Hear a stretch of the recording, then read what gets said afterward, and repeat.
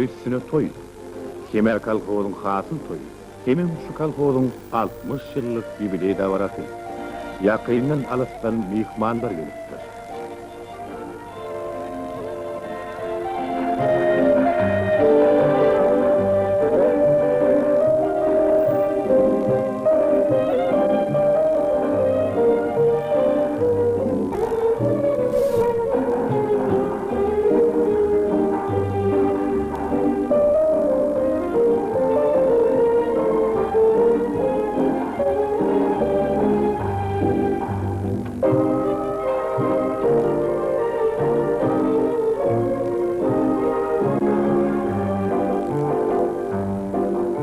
Yasın bürünüp çıkarıp yereti, kukuyup bar kırır anbarına yeti, bel törü ağat sakal yurduna yeti, kurun tutur gözül iyili Türkmenim.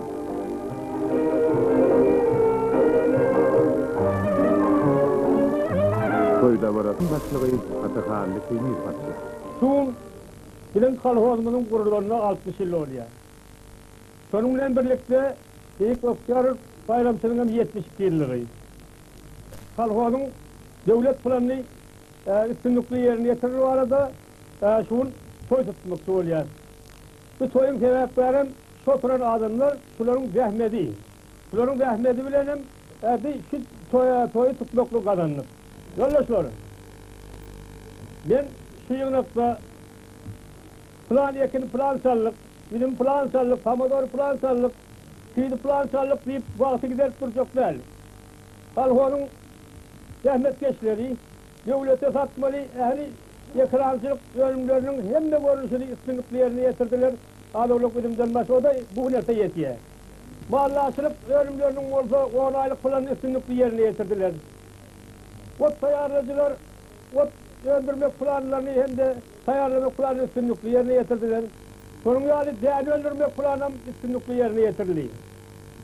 Sonun birlikte değerli, bilim, fiile ve beylek görüşte hemmeti aydında yankı üstünlüklü yerine getirildi. Şu yerine getirilip adamlara da brigadaların hemmeti, firma müdürlerinin hemmeti, sonun yani beylek yolbaşçıların hemmeti, onu tehmet çekmeyi neticesinde oluyor. Hemmeğinin adını tutup ayttığım, hemmeğinin katlaştığım şöyle işe, onun için hem sağ olun yoldaşlar. Şu dereceden hem şu dereceye yettik şu toyumluğa. Şimdi mağarların başlarını artık ulen yerine yetiye yoldaşlar var. Sonun yani beyleki yedaymedi işten hemmeti dinelini teabeylin işi vardı. Onun olsa yoldaşlar şu günden toydan başlayıp üstünlüklü teabeylin kullanını yerine yetiren puldanın tutmağı sayarlık görmediğim.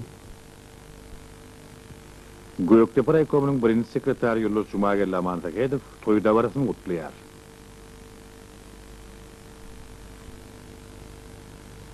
Kadırlı yoldaşlar, Şiri Raykom Partiyan adından, hem Rayspolkom adından Bekir Revolüsyanın 72 yılı olan, hem de Halkozun 60 yılı olan, hem de sizin harıl toyunuz bilen, koşu toyluğunuz bilen, hemmeğinizi kutlayan, size berek can sağlık, size maşgala abatlığı, işinize elimdam üstünlük kazanmanızı arzu ediyorum.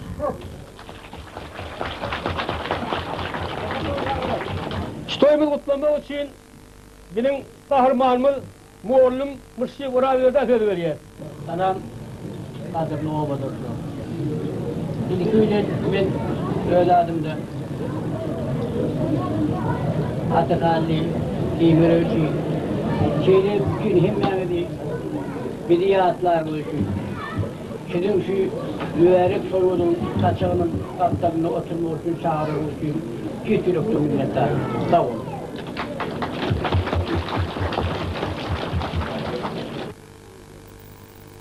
Kalkozun toyunu şovda doğulup kädir paytahtda işläp ýören alımlar, muğullumlar, wraçlar, mihmançylar gelipdirler.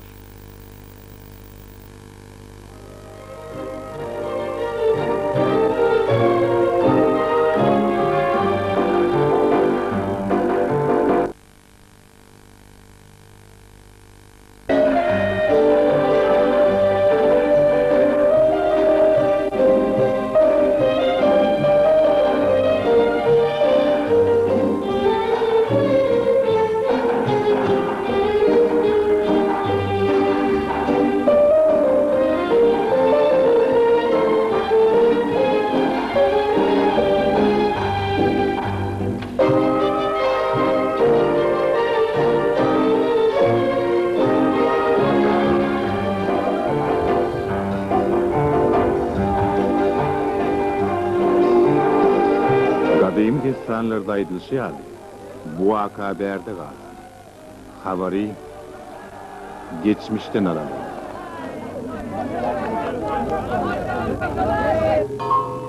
Çünkü oğul tayfalarının aytışına göre, düğünü bolmadığın ertesi bolmaz. Halk öz tarihini şu çägäniň güdüne yalıptır. Yöne çägäniň güdünde diňe bir tariha däl, hatta ayak ýygyny hem tapmak aňsat däl. Yel karasat durýar. Çägäniň güdünden şanam galmaýar. Wagt diýýän zat bolsa, diňe ayak ýygyny adamyň huşuny ýadyna möçürýär.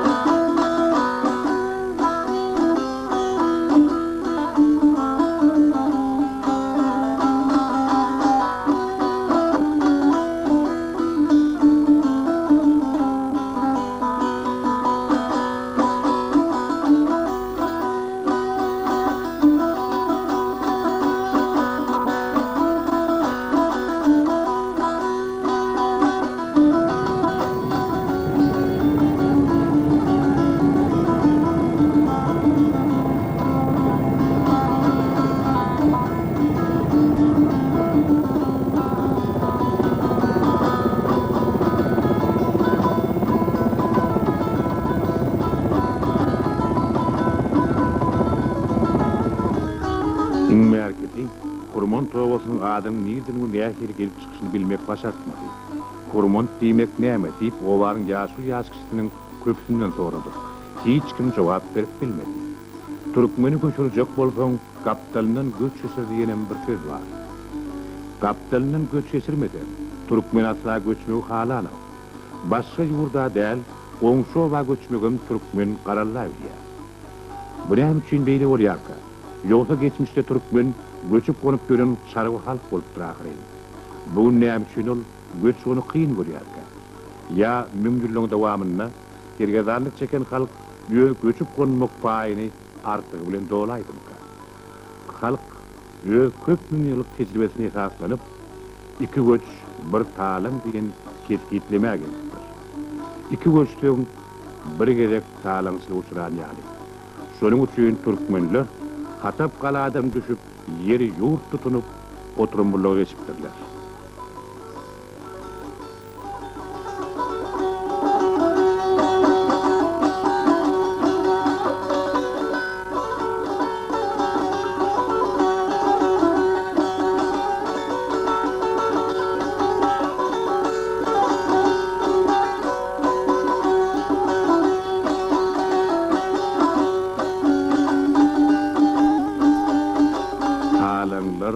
Çoluşlar, ağaçlık, virançılık,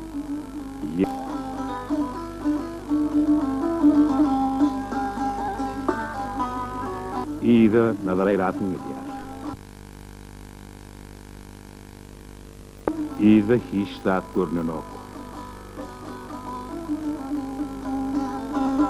Her hiri çykkansa ýagdaýlardadyr.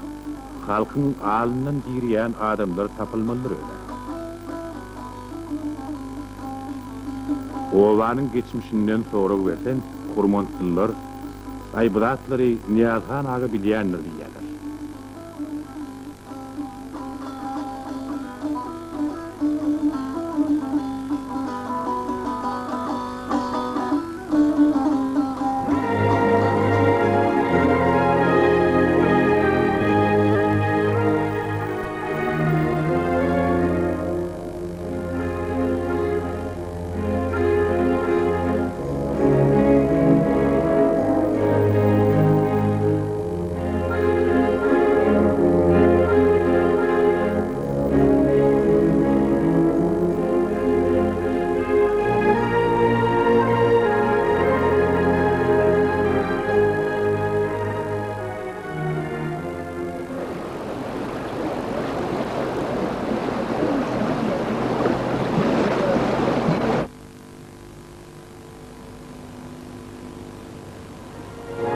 Yine şol diýilýän 78 ýaşlyk oja.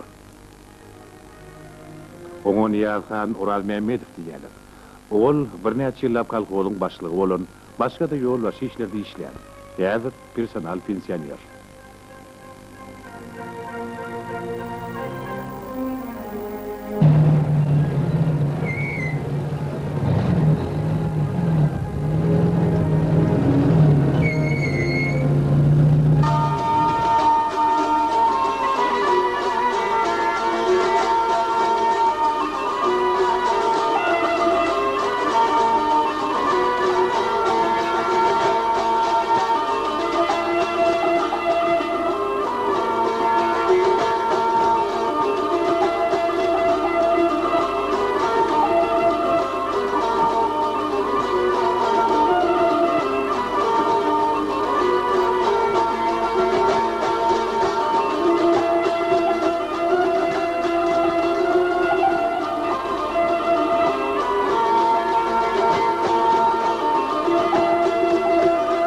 Bizim Türkmenlerimizin gelip çıkışı öğren kadimden. O yeni belli bir devleti birleşmeler için hem de soğutsuz olanlar için biz tarihimizi katı onut bilemizak. Yeni kâbir tarihi çeşmeler var. Şoňa salgılanmalı bolýar. Esasanam o bir wagtlar bizim Türkmenlerimiz Maňyşlykda oturýan wagtlaryna Diwan hane Abulgazana yittirler. Yani biz Türkmenler özümüzün senemizi, tecrübemizi, kadim tarihimizi gowy bilemdik. Şonuň üçin şoňa ýazyp berseň diýip aýtdylar. Abulgazan sowatly adam bolupdyr. Üstesinde de İran'da 10 ýyl sürgünde oturypdyr. Bizim soňky wagtda Türkmenlerimiz köp ýerlik dargapdyrlar. Daşary ýurtlara da kän gidipdir, göçüpdirler. Ahirde belli bir devleti bolmasaň, yer suwdan közenip, hem de daşary ýurtlaryň çapyndan kaçyp, bizim teke Türkmenlerimiz 17-nji asyryň 30-njy ýyllarynda şu ahala göçüp gelipdirler. Onu getiren bolsa bizim belli kahramanymyz Keýmirkör. Ne şondan soň ahalla teke Türkmenleri yer paýlaşyp şonam ören oňa paýlaşypdyrlar. Şu millet arasynda hiç ýyly çakmışyk bolmaly üçin tireleri başaşy edip paýlapdyrlar. Medal üçin Gökçe bolsa bir ýerde bolsa beýleýänne beýleki ýene utomuş tiresinden morýal. Şuň ýal başaşy bamydan hal gaýsan bamış tomuş berýänne börme utomuş görýän başaşy. Şu birbirine gelin alınsınlar, birbiriyle kuda olsunlar, ağzı bir olsunlar diye edilen zatça paýlapdyrlar. Yine bizim şu oturanına altiyamız var. Yine şu altiyabı bizim teke taypamızın Toğtamış diresinin Toğtamış'ın taypasının bir halkına verilipdir. Bir altiyab, iki yap koňur. İki yap amanşy, iki yap gökçe. Medal şunna korjo karagoňur. Bir yap suwalya, şu alty yapdan. A koňur şu a koňur adi, bir yap suwalya. Kelejar deren amanşy, ol öz başyny bir yap suwalya. Şorgala gün amanşy, o da bir yap suwalya. Ine bizim öz awamyz kara gökçe hem ýar gökçe, her gaýsy bir yap suwalýadylar. Elbette bizim şu altiyaba bir tayfası iyilik edip yönü şu yerde arkayın oturup bilmeyenlerler. Bizim halkımız. Hivo taraftan Hivo taraftan hem esadan hem İran taraftan öğren köp Almançılığa çözülüp daha tek rayon obalarda biz oturup bilmeyen esadan ahalle oturup dursun. Köp vatlar. Dine 10-njy 14-nji ýyllarda bizim ahallaki gökçülüğümüz Hurman Gökçe yamaşan gelipdirler. Elbette Hurman Gökçe, Hurman Gala diýäsiz. Hurman Gala'nın doğru bir geçmişini gaty oňat bilmesegem, Hurman Gala'nın salanlar Türkmenlerin Yemrel tayfa salıptır. Onun tekeler gelenden son Yemreller şu yurttan Yigo tarafına göçüptürler Taşoğuz oblastına. Men kakamın aytmağına göre şu kalağın salınanına 220-230 yıl tövre oluptur. 30. yıllarda, 29. yılda, 30. yıllarda kalkoz kurduk. Kalkoz kurulandan sonra halk bir neme kuruplanıp uğradı. Her kim yer suva av edip oňotturmuş uğrunda görüştüler. Men özüme şu kalkoza ilki vatta girenden soň bagym ilkinji brigadirin biri boldum. Aşağıda bir küçük olarak brigadir boldum. Iskılat müdürü oldum. Ondan sonra rayona bir topar işlere gidildi. Hazır nane bizim kalkozumuz görüyorsunuz. Bir topar taydan, bir topar taraftan ervet değil. Göğü vekillemiz. Bir vatta 3000 tona yetmeyen olsa hazır 5000 tona yetip var ya.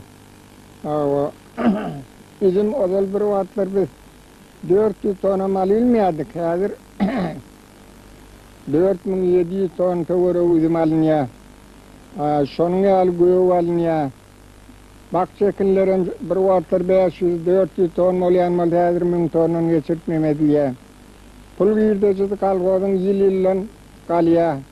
Bir vaatlar şu vaatlı pulumuzun bir 100.000 mazı olsa kalkoz milyoner diyerdik. En kupullu. Hazır bizim şu vaatlı pullun bizim kalkozumuzun girdecisi 4 milyondan geçiyor.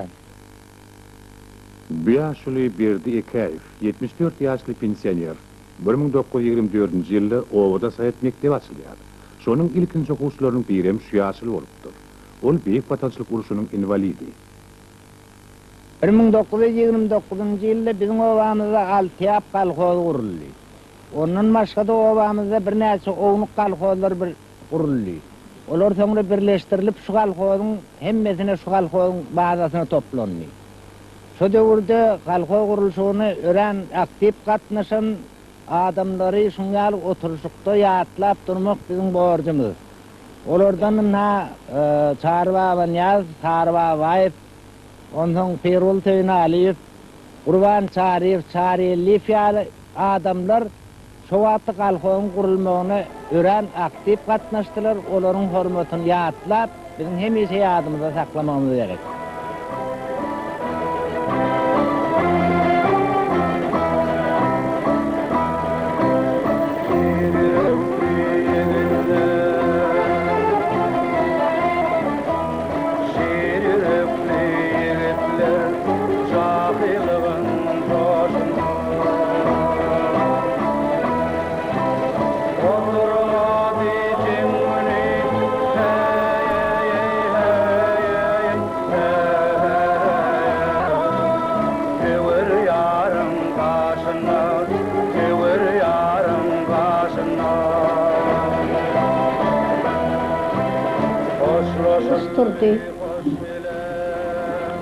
Bizim eli yarak tutan kızıl yüzlü yigitlerimizin hemmesi fronta gitti. İyidinne sotronunu açarlar, iyidinne garip, iş işledik. Ora gorduk, dövök dövdük, yer sürdük, su tuttuk. Hor olmacak olup. Şunu açarlar, hemmesinin gözü yollu, galli, henide deneç. Solar nirdedenin vefat bolunmorsa, sotronunu açarlar, ırza olsun.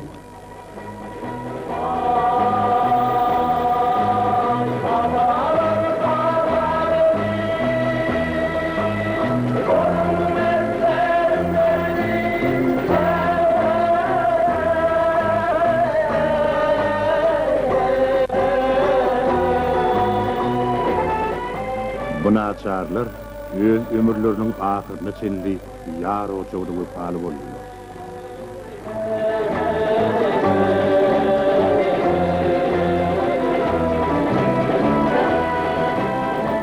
Dedim ağır derdi, adım başına.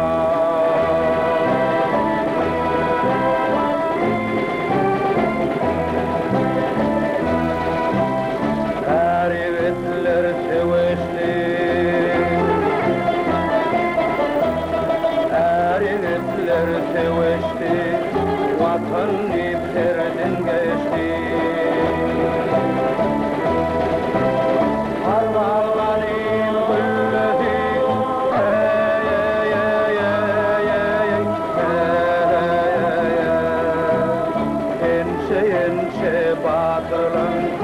acıl donanı beşti. Neçe gül yiğitler, gençe gül yiğitler.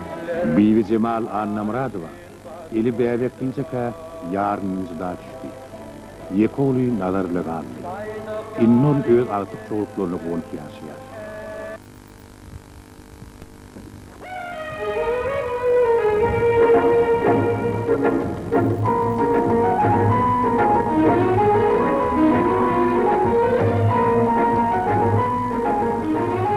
Uruştan soňky dikildi yılları 60-njy, 70-njy, 80-njy ýyllar.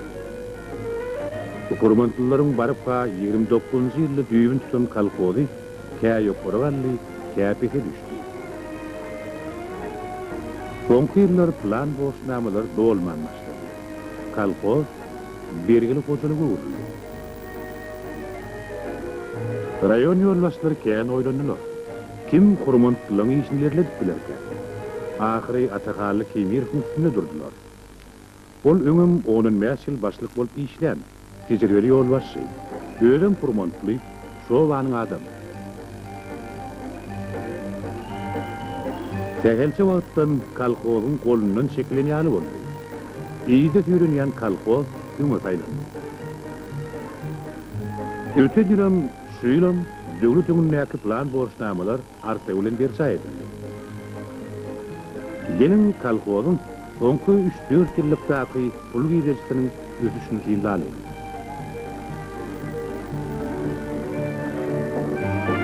1986-njy ýyl 2 milyon 125 min manat. 1987-njy ýyl 3 milyon 961 min manat. 1988-njy ýyl 4 milyon 230 min manat. 1989-njy ýyl 4,5 milyon manat. Büyük ösüş öz-özünden bolaýyna. Ol Atakally Kemirowyň guramaçylygyndan adamlar bilen dil tapyp düşünýüp bilýänliginden gelip çykýar. Ol esasan tehnika ümitberýär. Häzir kalkozda 54 tane maşin, 61 tane traktor bar. Bali vertede Atakally Kemirow ägilikçi ýolbaşy diýär. Önümçülüğün täze progressiv metodlaryny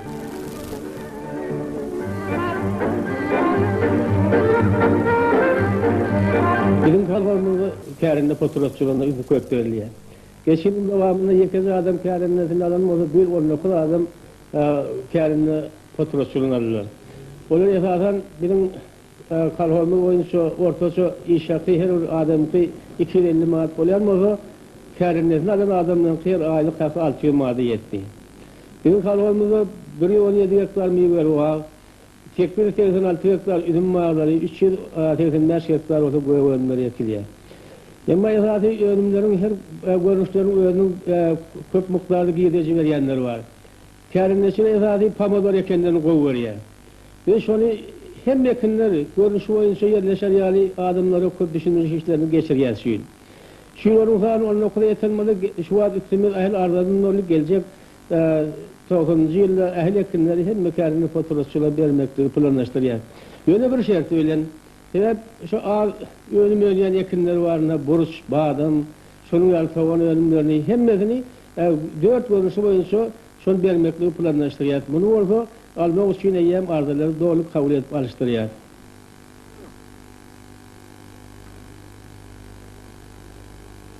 Ýa-da biz ýerleri kärinde fotoğrafçylaryna berdik. Buna bir misal, annemere çolukun başkarası 60 sotok yerden, pomidorun 60 sotok yerinden 19 manat arasında pul giydeceksin alayım. Sorun ýaly ýöwler rayon hojalygy 15 hektar ýer kelem hende 15 hektar pomidordan 9 manat pul alayım. Esasy bizim esasy berjek adamymyz ekinleri kärindesine berip, ähli ekinleri kärinde fotoğrafçylygyna berjek. Kalkoz başlygynyň kärindeçilik barada pikirini ilkülen öz gyzlary Bibi Gözel bilen Mewe Gözel boldy. Olar şu ýyl 5-6 min manat pul galandylar.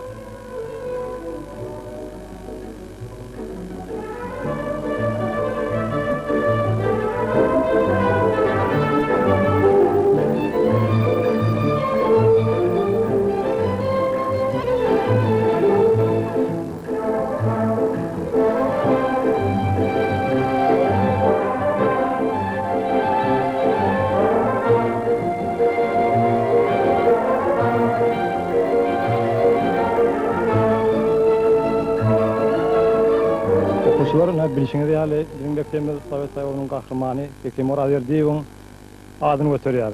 Hekim Oraberdiýew kim? Şu arada şu ömrü ýol barada men gysgaça bir ratlar gurun bermekçi.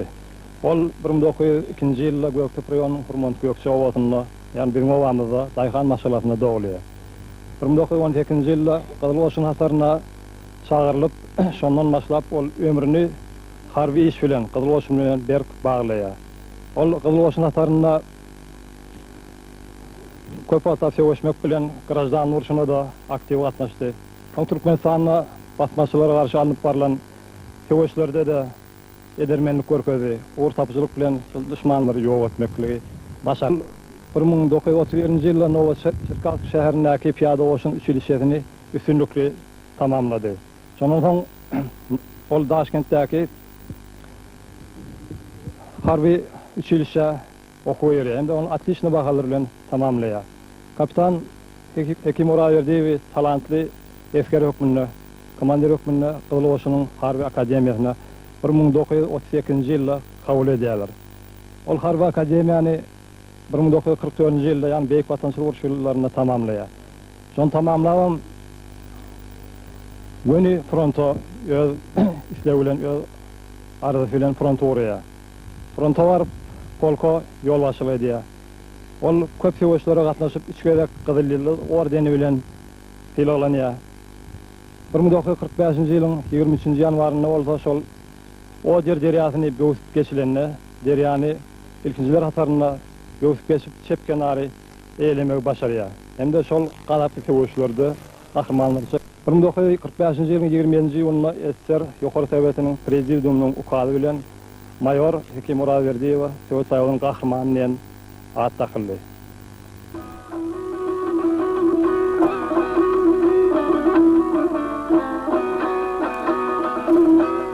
Kolhozyň başykçy 89-njy ýylda 5.876 tonna gögönme öndürer.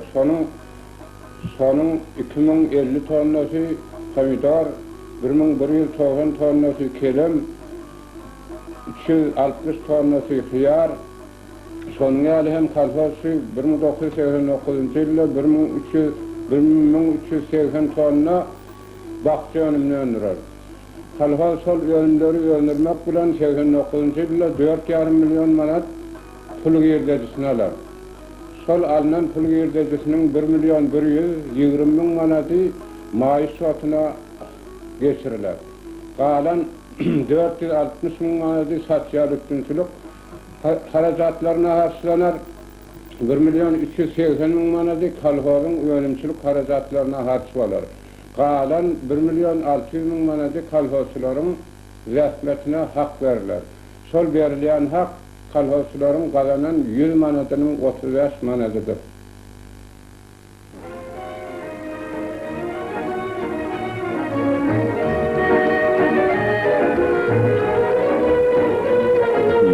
Brigada Urban Amanylyk ýolbaşçylyk edýär. Brigada çlenleriniň hemmeti komsomol gyzlar. Olar bu brigadany militiýetlikde döretdiler. 11 gyz 24 hektar meýdany ekin ekip bol hasyl geçirdiler. Barıp 21-nji sentýabrda planlaryny doldurdylar. Olar ýene 170 tonna hasyl tapşyrma uğrunda görüşýärler.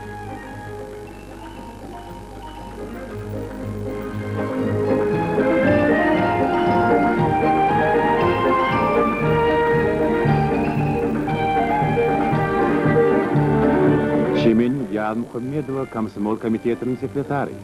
Komitetiň 388 çleni bar. Onu olay gyzlar Aşgabatda okuw etdiler. Çemeniň özi Aşgabatdaky Rus tili we edebiýaty institutynyň 1-nji kursyny okuýar.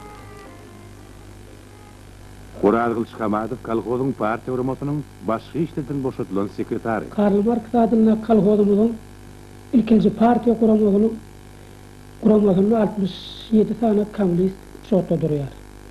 Bilen şu kolhozymyzyň ilkinji partiýa kuramasy 4 tane siyasi partiýa kuramasynyň ibaret.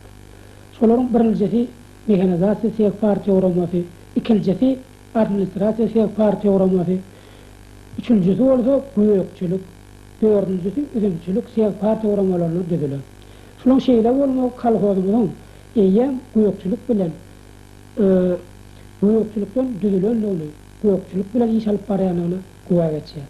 Bizim son siyasi parti kuramalarımızı komünistler yol başlığı ediyorlar. Şu tarzda komünistlerin yol başlığı etmeyi neticesinde işler uğranılıp alınıp barlıyor. Şu yıl 88-89 Oğuzuluk yılına sol siyasi parti kuramalarının öz işlerini onat alıp bararlığı için kalko devleti 4700 tonadan uğraq göğe bölümünü tavsırdı.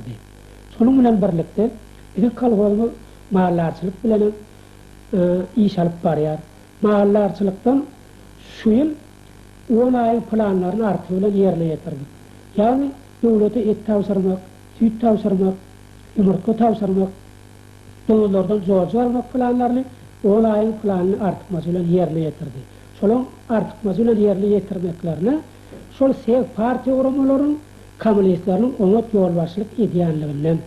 Şunun için bizim kalkozumuzda komünistlerin her uçağısta yolbaşılık ediyenliği için tertip bilgin şunun talabını ödeyer. 19 yıl beri kitapxanası olup işlep gelýän Ogul Cemal Annogulýew Aýallar Sowetiniň başlygydyr.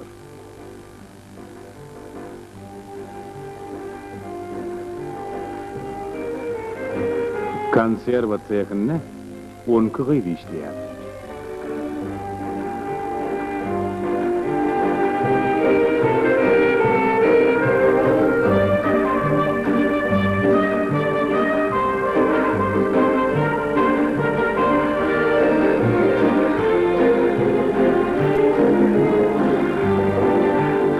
Kalkozun Kara Mallar fermasyndaky gyýyl gelinilen 10 megi işleýär.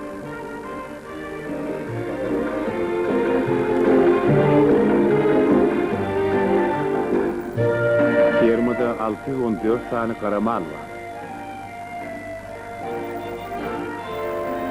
Bu ferma Oktyabr revolýusiýasy Refet Rulbayda ordenleriniň Şelekem halk kozuluğunun karananlarının sergisinin Kızıl Medalynyň kavaleri Kallatay yürüyüp edýär.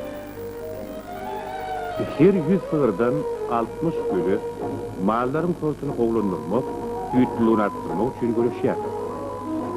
Malların diňe garrylary, süýt gözleri, häsiýetsizleri ete tapşyrýar.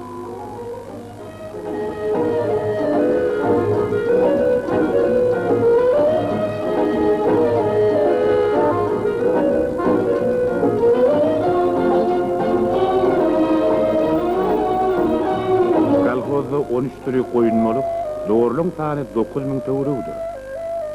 14-nji 5 ýyllykda doğurluň sany 20 000 çinli köpeltmek gözüňün üstünde.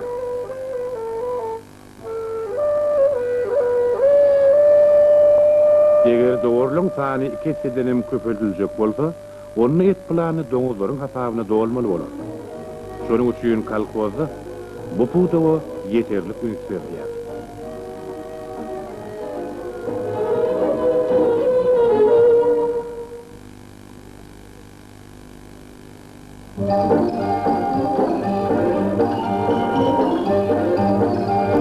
Bizim kalkozumyň kuşçuluk fermasynda 44 000 oğly towuk saklany. Şolum alsan sürdi bakylýar. Ýagny şondan gyzgyn nahar üçin arzanylan bahalar bilen öz kalkozçulygymyza towuk etini berýär. Yumurtka planmy 780 000. 780 000 üstünlükli amala aşyryp ýyllyk plan boşlanmalarymyzy ýerine ýetirýär. Benim kalkozçulygymyza diňe towuk eti bilen üstünlük etmek bilen çäklenmän. Bizde esasen halkımız için hemme zady edýär. Sebäp ilkine bellek yer diýip gelen kalkozçulary mümkin gelen günü arzasy ertesi kanagatlandyrar edenle o bellek yer berýär. Ondan sonra şeýle kalkoz proýektyny haýyş edýärler. Özümiz analiz edýär. Kalkozçularyň mali ýoklaryny, şonuň ýaly tygyrlar bermek, oňluk mallary bermek, towuk bermek ýaly işlerem durmuşa geçirýär.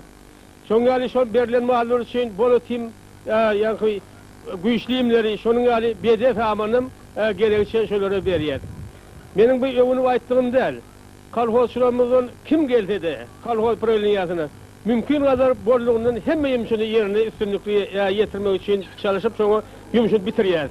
Maşin bolsun, ya iyim olsun, beyleki zatları olsun, mumman jay talyan hocalıklara olsa mümkün bolandan ona da kömek ediyer.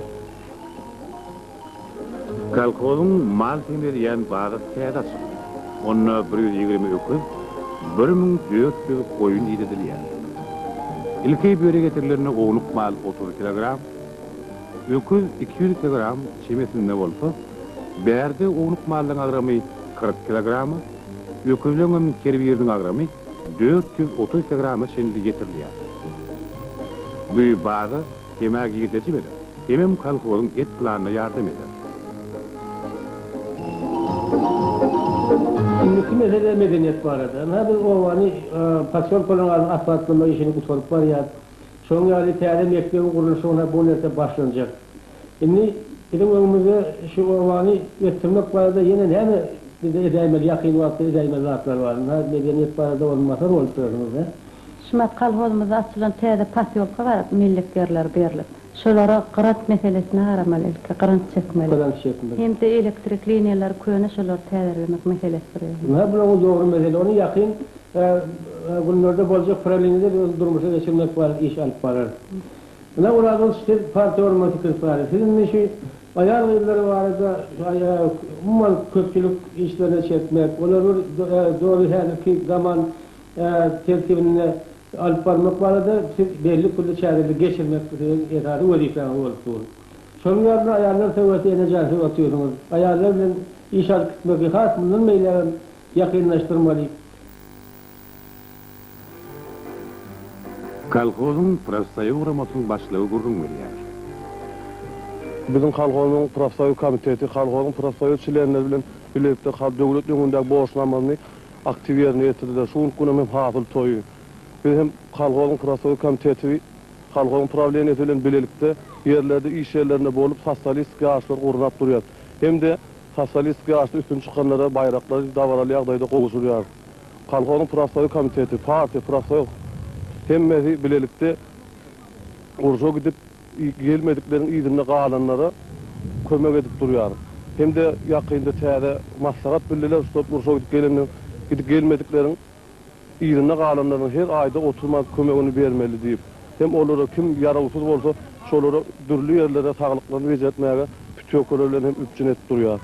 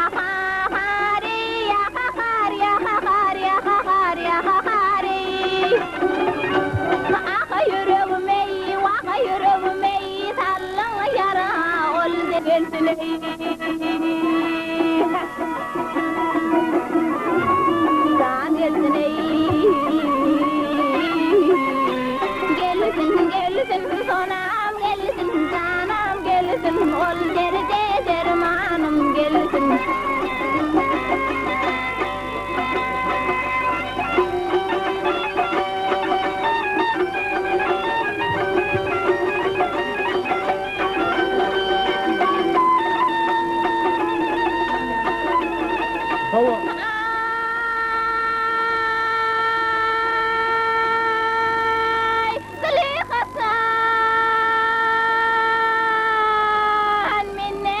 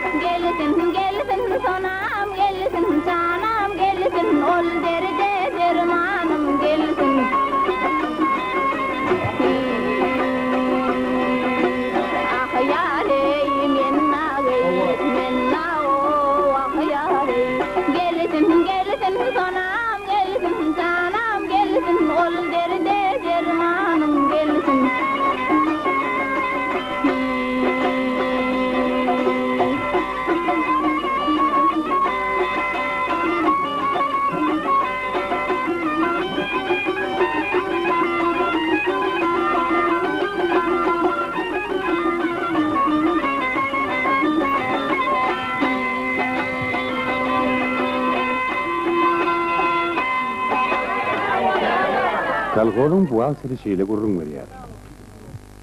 Önümü derdi yetiştirenim bilen iş tamam onu. Esası şu önümleri yerleştirmekte iş var. O başka Respublikan taşındaki yerlere yüklesen onun sortu 300 kilogramı ütkiye kara kıyınçılıktır diye. Şimdi şunu şu yağdayları öz üstümüzde verip alarayalak, önümleri üstümüzde kabul ederek alarayal yağday bolaysa kalkoz için kem olacaklar. Yoksa bir nesle kıyınçılıkları, vagon kıyınçılıkları, karar her yeri. Bu tırıskılar ya bahari sortu, şunu yağday katı kıyınmış ya kalkoz. Şunu şu öz üstümüzde kabul ederek yağday kurulursa, şunu bir təhri metod tapılayla kem olacaklar.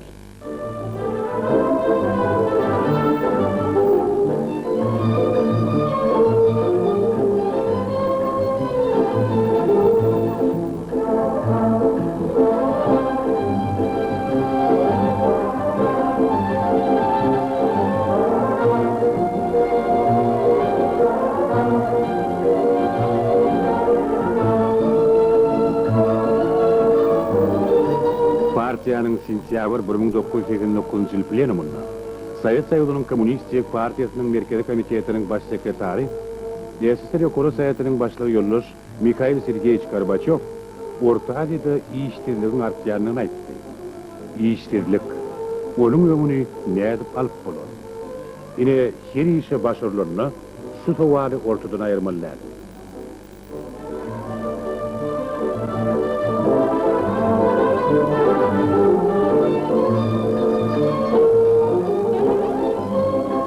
Görüyen nime maşinlarınız, oğul arpa buğday için netlenen maşinni.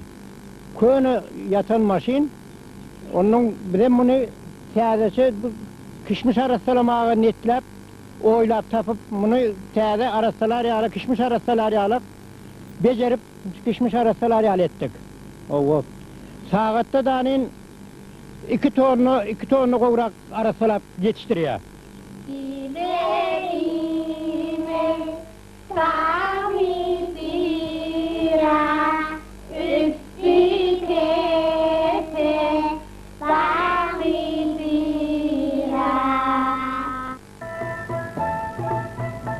Kalkozun miden durmuşunu yokorlandırmakta, kalkoz başlığının medeniyet barıdak orunmatarı, Nur Sultan Sultan Merdiyeva adeş etmiyor.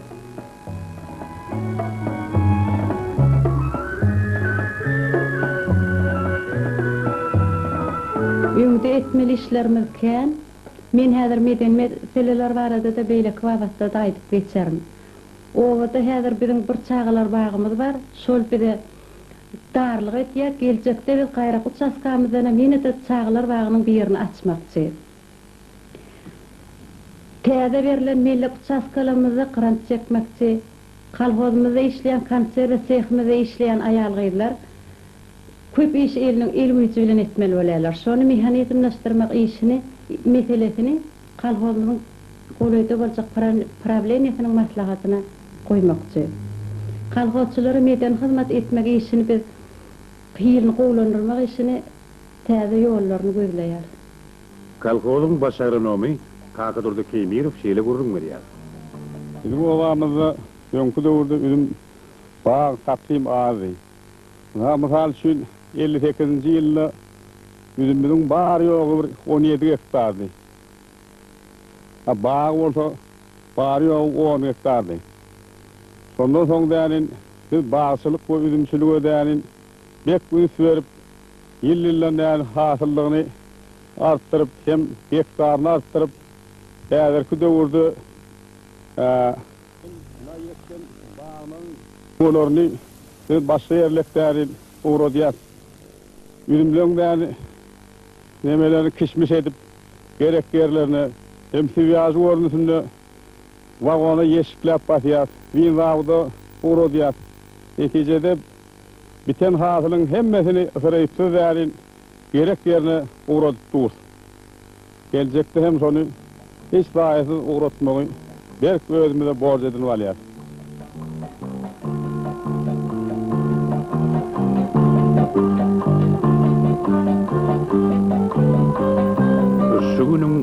saladasını bir gözledip, iyice akşam öyüne dolanıp gelende, atam geldi deyişip agtıkların önünden çıktı, ulayınlı günün ağırgınlığı, el birini ayarlanayalı olaydı yani.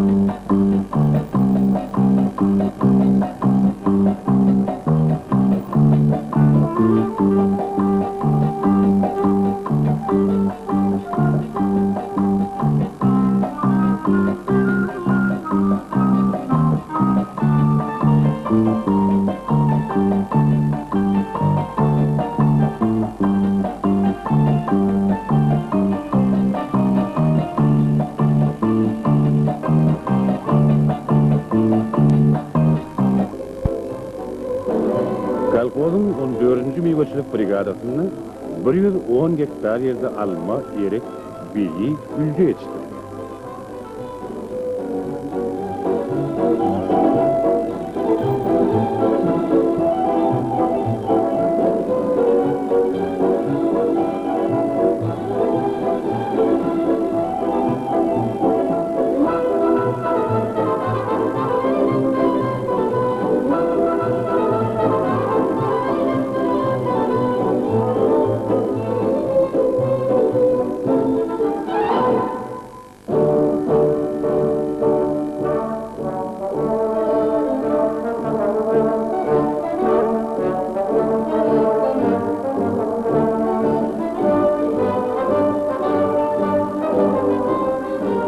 Brigada Allah Murat atanalar fiyorlasını ediyor.